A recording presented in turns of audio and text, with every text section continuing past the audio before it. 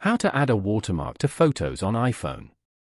To get started, first, go ahead and open up the Photos application on your phone.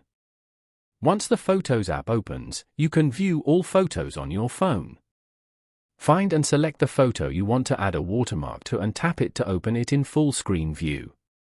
Once the photo is open, tap the edit icon in the bottom right. Then, tap the markup icon, which looks like a pen tip, located in the top right of the screen.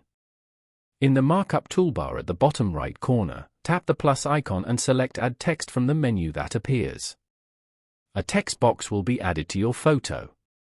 Double-tap the text box to highlight it and type your desired watermark. After typing your text, you can drag the text box to position it anywhere on the photo. To adjust its appearance, tap the AA icon. Here you can change the font and size. Tap on the color wheel to select a color and use the opacity slider to make the watermark transparent. Once you are satisfied with the watermark's appearance and placement, tap on Done in the top right corner to exit the markup tool. Then, tap on Done again, in the top right corner, to save all the changes you have made to your photo. Following these steps, you can easily add a watermark to photos on an iPhone.